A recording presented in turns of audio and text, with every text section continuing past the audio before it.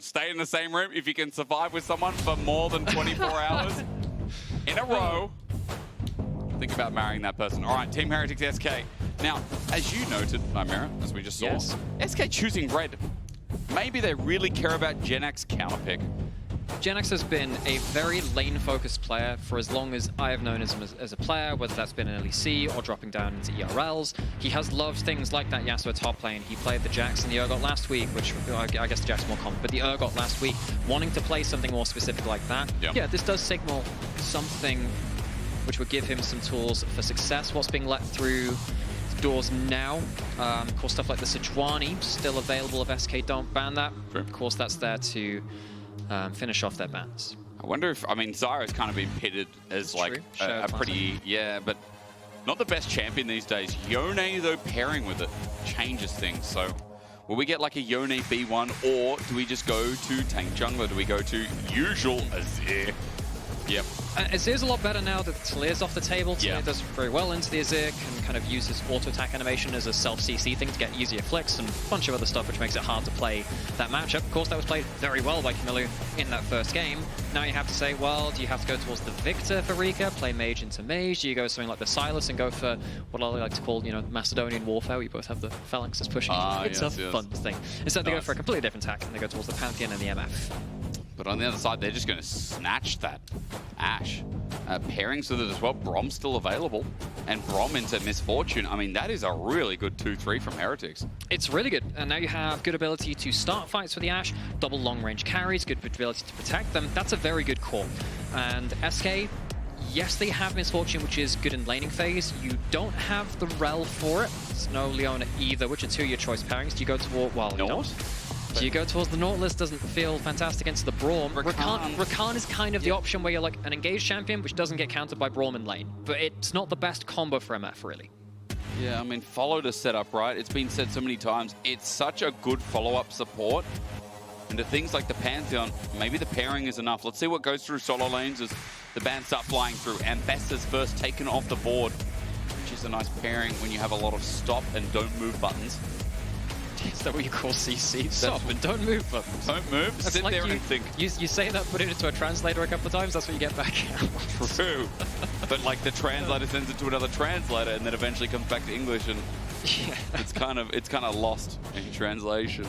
Good one. The Silas is banned away, which makes it a little harder to play against that Azir, at least in that laning phase. What else has Rika got in pocket?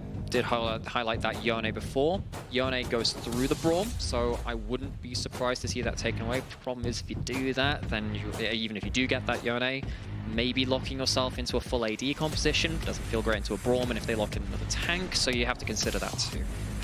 They get rid of the Wukong, which flourishes against a lot of hard AD. Yone also taken away, and that maybe just kind of indicated that, yeah, like, they might have to find an AP top, or maybe it could be Ryze. I mean, you've been watching a lot of LPL. Like, it's a good pick. They love this pick at the moment. Us, not as much.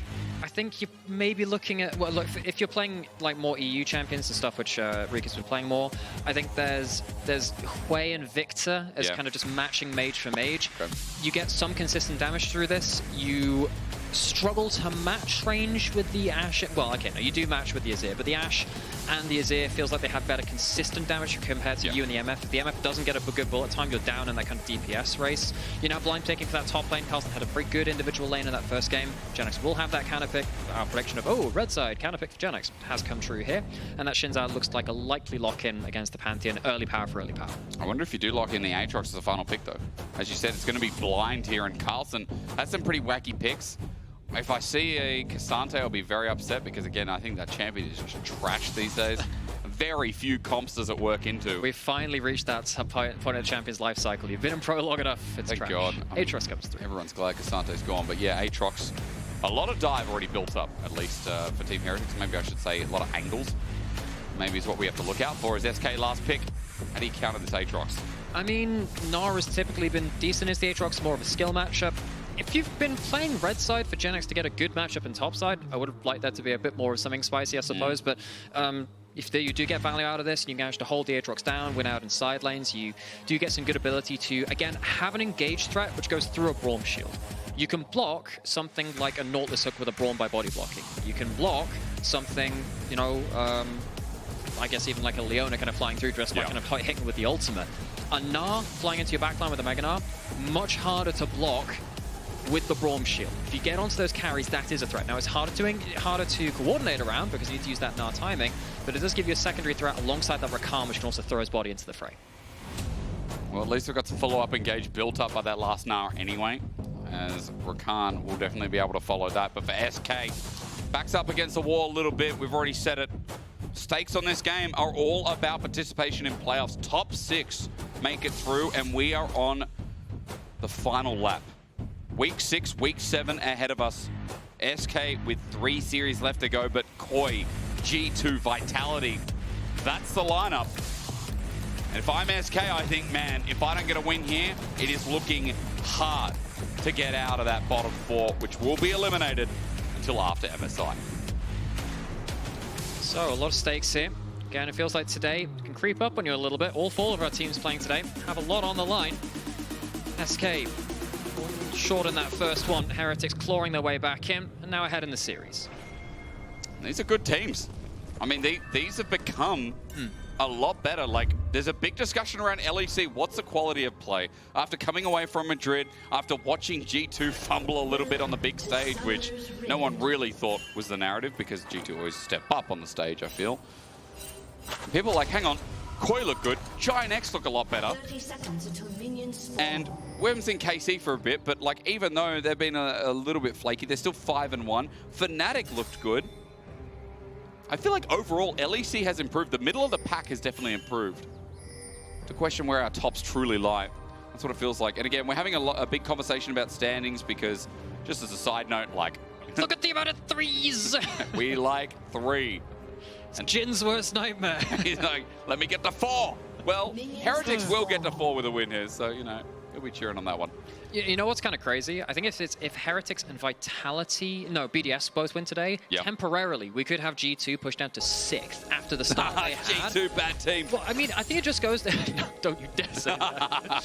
They're on a not so great run of form right now. But I think what it shows is, again, how quickly things have changed within a week or two. I think we assumed what our top teams were.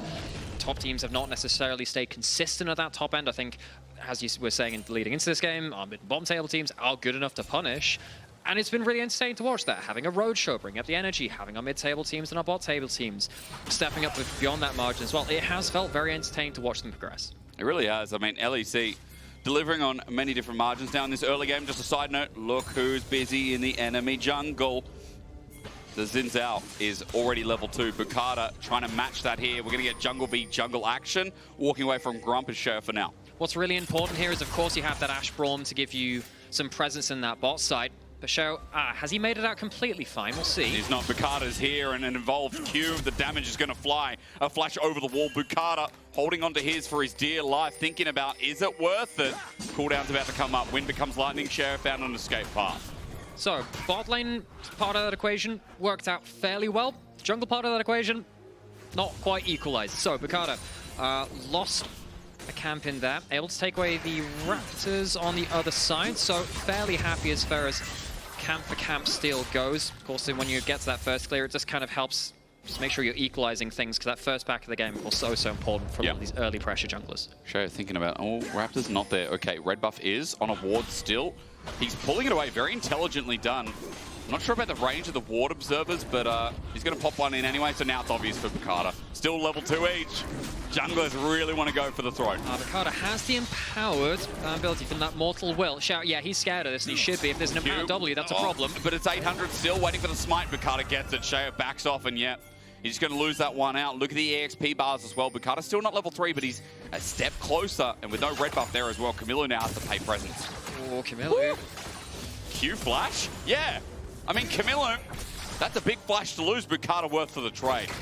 If you have a jungle invading bot side early on, when you have the Ashe Braum, you expect your jungler to be getting ahead. Doesn't happen that way. Boukada fires back, and suddenly you've lost flash on both your mid jungle. That's a problem. There's an engage happening bot, though, in the meantime. Stend is going to block the damage from the rain. The gun's open, and Keduii just gets something back. Team Heretics, the 2v2, actually not working out that well for them, but mana is a resource. Keduii is low. It is, but I suppose they'll be looking for their first back at some... Hang on a second. He pressed C, and Kamiloo, he does have TP, but he just hasn't had the chance to go back. Yeah, has no flash, lost a lot of that HP. Does have a cookie, but doesn't really want to spend that. See what his first back ends up being. Probably not the best things all said and done. Rika, really good early lane presence from him. We said, okay, well, you know, was looking for something like a Silas or a Yone, works better into the game, later into the game, I suppose. But the Viktor, good poke early on, does get some value, not just for himself, but actually for Boukada as well, to allow him more presence in the early game than probably he was expected to have, based on the plan of Heretics. It's like today, I mean, Sheo last game, got some control back, but hasn't had the most explosive start. He's now trying to change that with his invade. Get some vision out that the top camps are still available. Actually finds an opportunity onto Rika. Wind becomes lightning, doesn't connect, and Rika also leveled up. So a bit of extra health as Kamiloo now into lethal tempo area. Loopy shows face. I really like what was happening here too. There's a thing which you can do, of course, when you have supports kind of going about the place, is your AD carry goes back and they go walk out onto the map wherever they want. While that is happening, if you have enough HP, you can just walk up river as a support as well and kind of do what you want. Fight in jungle though. It's all about tempo, isn't it? Sheo a little bit low, gets the smite down in the end, but Boukada's not done. The spear's out as Gravity Field is set up, and Stend flashes forward to enable the first blood kill. A spike down, beautiful, but it's not over yet. Team Heretics can feel the blood in their ears, and they're rushing to get onto Loopy. The rest of W away. It ends there, but a first blood over to Sheo. It's first blood all the same. And weirdly, an implication of what we had, and just for bringing up the minimap before, and says, oh, your AD carry goes back. You got a free play while they're resetting. If you stay too long, your AD carry's still in another lane, and they weren't there for this. Keduii wasn't there to impact, whereas Flakked was. SK don't balance the numbers. They end up on the wrong side of that little skirmish, lose that first blood, and it goes over into that jungle matchup, which SK had worked so hard to equalize before. Yeah, I mean, Boukada was trying so hard in the first 5 minutes of this game to really get a lead. Now down in gold. Didn't even get that steal of a camp either. Raptors went over to Sheo with the smite, so... I mean, it does feel like that red still's kind of mitigated. Oh, someone mentioned, it might have even been Dagda that mentioned it yesterday. It's like, you do the wrong method, but you get the right answer. It's like, yeah, we've got the jungle advantage. We did not do it the right way, but we got it. The step too far there for SK has hurt them. The early game, Team Heretics, and they've got gold on their jungler. Tunneler required, Ruby Crystal in hand. Grub's now up, available as well. 6 minutes 30 on the clock, and Dragon also is an option. Boukada bot, Sheo's top.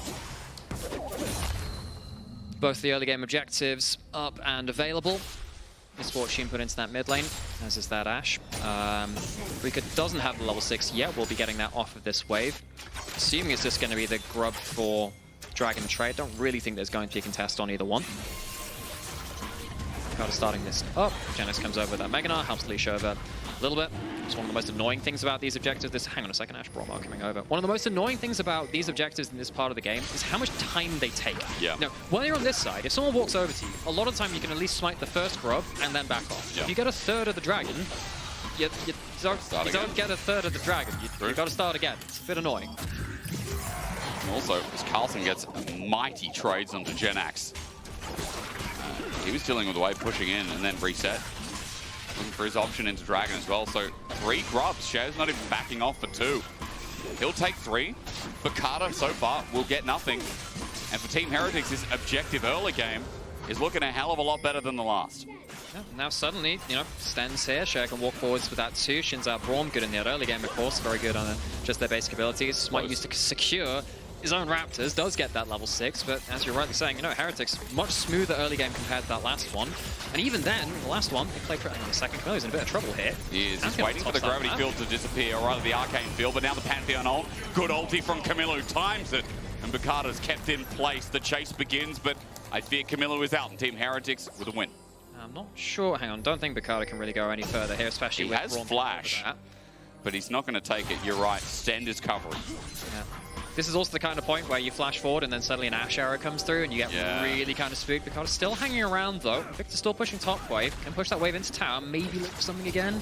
Loopy's covering as well though, so it's an all-on in force. Under turret, Kamiloo is stunned up, and a great trade from Rika. He's used a bit of his life for it, but now with his mana low, he won't care. Boukada flashes in and Kamiloo is dead meat until he gets out, but Loopy doesn't hit the target. Followed up by Keduii is good though, so it's a clean. Ends up being a trade as both mid laners drop to the ground, but Infernal Dragon starts the game off for Team Heretics. An objective down to see if Stend survives the next dive. Means that Sheo's not here to defend the dive, though. Takes the dragon, can't help his support. Loopy does it with ease. The bullet time into a giant wall delays the game. Flash from Loopy. Boukada's ignited. He'll walk it out, and Stend stays standing. While again for that dragon, I think Team Heretics look at the trade. And that's the value you get from maxing your Braum E first. For many years, Braum maxed that Q a couple of times. 3 points in the shield. Really helps him have that damage reduction to survive through that bullet time. Things get a bit scrappy towards the top side of the map. Throughout this all, though, Heretics, they only lose that 1 kill and dive. Still get the dragon on the bot side. I thought this was going to go so much worse. Rika gets some really good gravity fields to force Kamiloo to position a lot more aggressively than he wanted to. And then he tanks the tower, and he dies, and he can't commit any more damage. So some good and some bad there from Rika. The cleanse also came out there because Keduii got hit by an enchanted crystal arrow from Flakked. So an extra summoner advantage as well for Team Heretics as Kamiloo is back on top. It's 1 minute 40 till the next grubs, and SK is still trying to find this Azir. Kamiloo's got half a wave to deal with. He's going to get the push in, but for now needs to disengage. Loopy tries to heal for movement speed mid-W. I don't think that's how it works, but a noble attempt regardless as he misses. And Kamiloo, credit to him. I felt there's a lot of people have been visiting his lane. I feel like Rika's been positioning very aggressively to combo up. It's not led to that much, all things said and done, and he still has gold lead. So it's not really been working from SK to shut him down. We'll see what happens next on the Pantheon ults up. You do have global on the team from that. It's the one, okay, not the one, there's an Ashe arrow as well. It's the one which throws your body into the play. So to watch to see what Boukada can do on the next lane of his choosing. No grubs in a minute.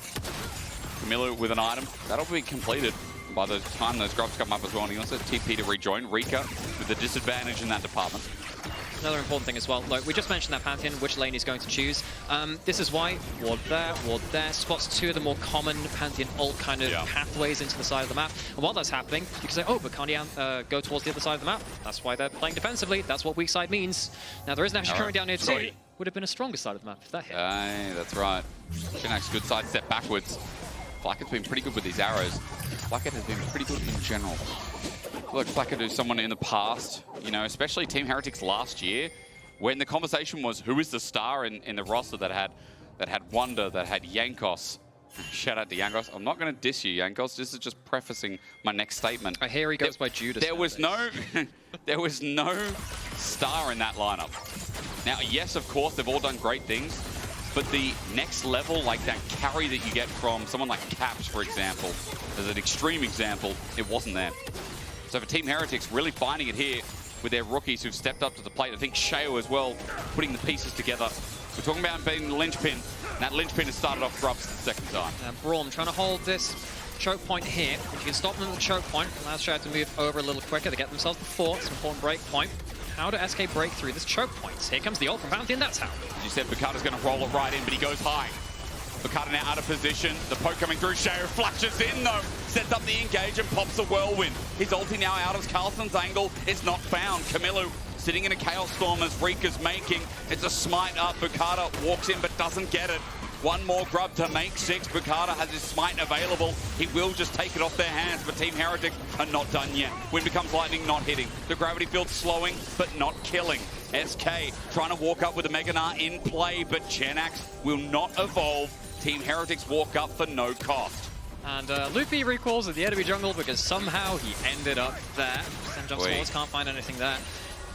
Creative way to try and break through that chokehold from Heretics by SK, but actually end up putting themselves into a very risky situation. If Boukada didn't have a better empowered E around that fight, I'm pretty sure they get a really bad fight coming off the back of it too. So Heretics walk away, 5 grubs, get themselves a dragon. We'll see what happens with the second dragon coming up and whether they feel like they can fight for that one. But Heretics, we're just going to hit on this again, a much better objective start to the game than they potentially had in that last one, where it felt like they were falling behind in some quite key parts. I did promise that we would revisit this. Oh, yeah. Just in case. And you've Team never Heretics seen this before. had a better early game. Goal difference at 14 -1. Ha! No, they're obviously a lot better, a lot more complete. I hate to put it to you, they are currently more than 1 goal behind as it stands. Oh, no. We've been Hang on, but goal difference at 14. If Loopy dies here, which if I know anything about this series is reliable, then that might not be the case. Sheo with his ulti back on up. You're right. It's an ulti pop by Sheo. SK have found something good. And with the dragon spawning as well, that might be the ulti that turns it for a second objective. Sadly, prophecy not to be. Hang on. Hang on. No, it is. Oh, hang on. There we go. Yo. Hey, we didn't like Yo, it. SK, stop farming. Stop farming. Where's Kamiloo? If he hits a wave in 5 seconds, we're okay. They're up. Look. 200. Incredible. Our graphics not only. They're up. Not only do they up not 100 gold. Not only do they look great, they're pathetic. Call us like the oracles of Delphi or something. Look. It's true. It's there. It's slightly more than the ground. Yay. Oh my god. The Team Heretics early game, gooder. What have we been reduced? Better than winter. This team is scaling. No, we don't want to see plate sync production. That's okay, we don't need to see that. Loopy. Quickness burn. Bullet time's out, the cannon's unleashed, but halted. Keduii without an answer anymore. Stend has to walk it back, but that's a bullet time that now needs to be thought about. Trying to punish the Crescent Guard being down. Stend good cancel though. Dragon getting started up. SK intent not to let all the objectives in the early game go towards Heretics. Slant Stend on the side again. Kamiloo does have a potential to make a play. Has that Nash's Tooth. But without Sheo in position, hard to do anything. Stend gets chunked. Dragon down. Equalized a little bit, but SK have opened up their bottom turret. No one's here. A wave thin, but still there. Everyone moves in, and with Demolish as well. Team Heretics keeping 1 minion alive because they've got 5 mites. Or rather 5 grubs. Dragon goes down, that's the first of it. SK are going to try and respond with mid. They've got no grubs. And they've got a misfortune. Didn't push turrets as fast as someone like Ashe. Weirdly, she needs an enemy wave there to push it quicker because of her love tap passive. You can kind of auto attack and kind of switch between the two of them. There it is. There you go. Gets it eventually. It takes a little while, but SK, I guess, get the strategically more important turret. Big thing about mid lane is when you start pushing up towards different areas of the map, if you have mid lane turret down, you can kind of push around that kind of angle a little bit more hard, and you can contest vision in these kind of key spots here, which often lead in towards the objectives. I know it's a little bit of a mess in terms of the yellow lines, but that tower itself is not only a good way to stop wards kind of going up, it's a great way to move into the jungle and contest those very key. What? That's great. Hi, hello to you too. We're just... Guten Tag. You said messy lines. I disagree. There were like a couple of lines, and so I thought I'd show you what real mess is all about.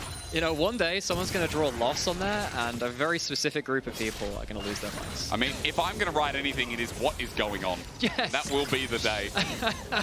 It feels like last week, like the Vitality game, where the mechanics were high, but it was like, wait, how do we have this in us? How are we not playing like this all the time? I feel like European League of Legends in the past 2.5 weeks, the quality's definitely gone up. Let's see if this is the same. Knock up onto Stend, quickness as well, but Stend, everything used into him now with the wall available.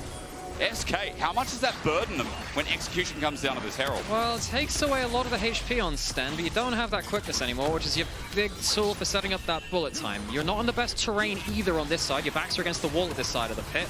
The Heretics feel like they can throw an arrow out. Let's see what Flakked's feeling. It's teleport, it's a flank, it's an angle. The arrow, as you said, onto the engaged. Boukada flashes away, but Carlsen in a sticky situation. He's popped his ulti, but he's stunned up with no chance. He walks for a few, though, gets a reset. Alive and thriving. He flashes over the wall as Keduii's bullet time is now down, but Flakked caught out somehow on the right-hand side.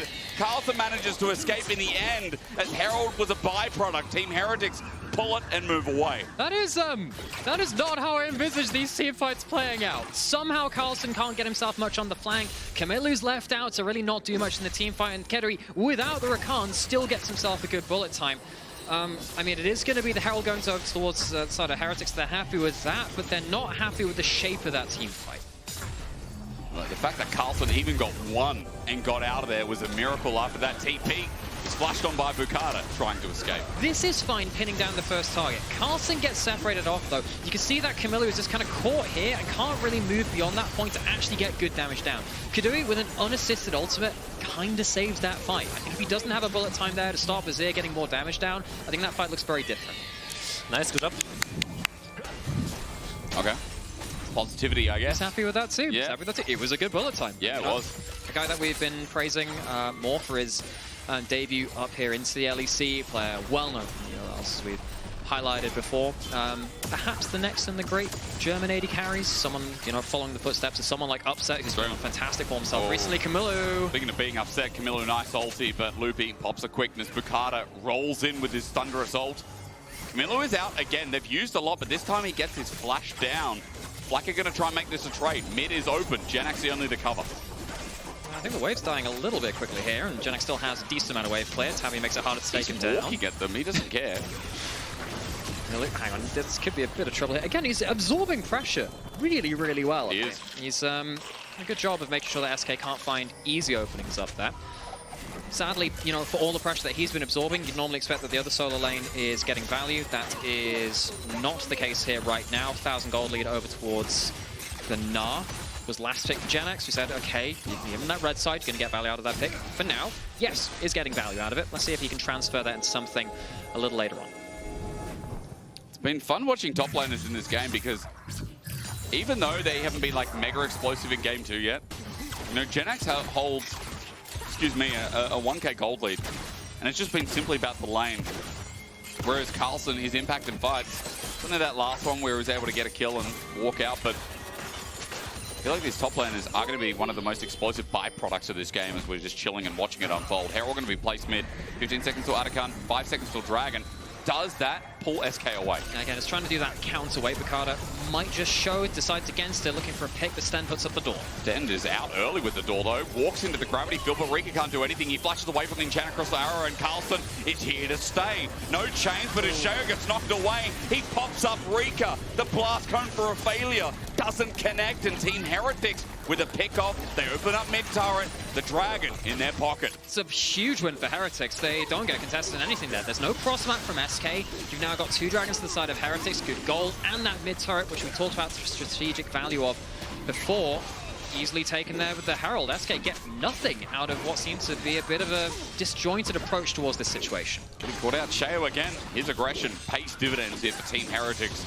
Under his leadership, the Dragon stacking begins again, and the Mountain Dragon, at least the individual stats, taken away from SK, who need to get off that perfect engage. We get a Mountain Soul this game, and that is just going to be fun because I still think Mountain Soul is top 2, top 3. You know, it is pretty. I mean, Hextech I think is universally the best one because you get like that static shift slow, and that is just in pro play, a slow like that from any member of your team for an extra kind of soft bit of CC, ridiculous. It does suck, yeah. There are some comps where I think that Mountain Soul doesn't matter because you get exploded so quickly. True. It actually just doesn't give you much value. But if you take a while to die, someone like the Aatrox, it causes issues. Atkan up on the top side of the map. SK, again, said similar phrasing last game. I think that's a reality check. The last team fight before that, where Keduii had the great bullet time, that was a team fight which Heretics were not happy with how they approached it. That last time, though, just around that Dragon, very, very happy. Managed to separate out a carry. Carlsen starts to get really annoying Q swinging through onto an immobile carry. If this Aatrox gets anywhere close to Rika or Keduii in these team fights, it's pretty over for them. Even from 1k down, I think just disrupting a bullet time or something like that can be huge. Loopy tries to get out. There's the arrow again. Stuns up. Boukada in a bad position. The door's out for a bullet time that again doesn't kick off. Team Heretics running into the enemy jungle. They want the angle onto SK to push them away from this top side of the map, but alas, Team Heretics walk it back. SK managed to kite themselves. It's actually a little bit worrying there for SK too, because you know, if that's the Aatrox still alone in the side lane, they were the ones with extra numbers there. Yes, they do blow the Crescent's Guard and a couple of ultimates from, but that is still a better number fight for them. Carlsen gets to push up bot side, and potentially if he keeps doing that, he'll be able to claw back some of that individual gold for himself. SK must be very afraid of that next arrow, leaving someone a little bit further out to dry. Next objective's in 3. 2 minutes 30 for Baron. The Berlin specialty skin, Döner Braum. Is that what it is? I mean, it is. You know, funnily enough, there are loads of different names for the spinning meat, which all mean spinning in their own language. Oh, really? Gyros, I'm pretty sure is, you know, from gyro. Yeah. More similar in English. Do you know what the actual name of the skin is? Kebab. Is it actually? I don't. Because I looked at it and I'm like, oh yeah, it's a doona. Yeah, but in obviously we know Döner here, but there's also shawarma as well. There's like multiple ways you can call the spinning meat. But, bro, it's so funny because Braum never gets to really build any items, so ironically he has a vegetarian build, look, just after a long day at work, I need him to just keep that up and call me boss man. And like that would really increase my value. And then, you know, give me a HSP, also known in Australia as a halal snack pack, which is the chips, the meat, and then you get the holy trinity, which is garlic, chili, and I forgot the other one. Maybe it's barbecue. People don't love the sound of that when I tell them, but it won't matter. Quickness in, double knock up. It's looking good for SK, but a disengage ulti from Sheo with the wall up yet again. Chaos Storm flies. Stend is taking some prickle damage from it, but manages to stand on his own 2 feet.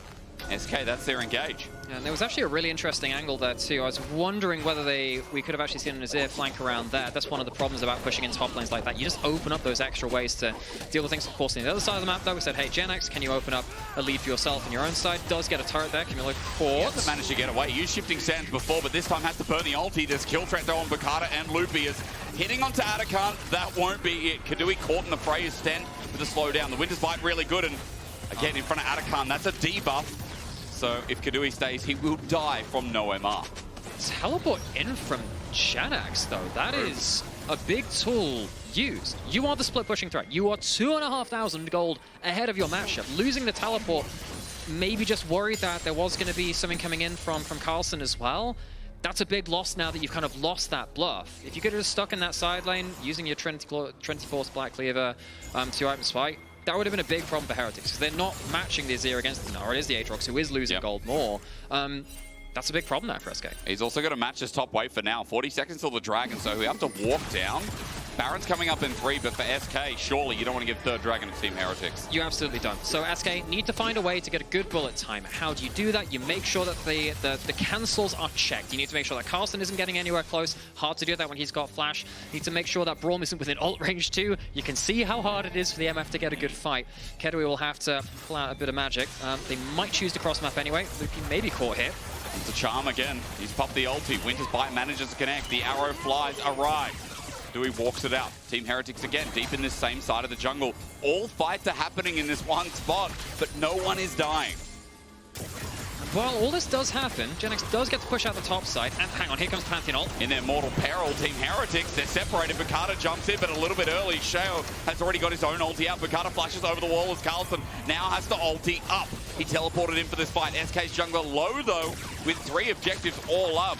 Team Heretics getting at least 1 hit. And, I mean, Carlsen, I think he's completely right to not go for that fight. Maybe didn't have to pop that ultimate at all, because they do get the Dragon now for free. SK have failed their engage opportunity. They didn't have the quickness. They used that Pantheon ultimate.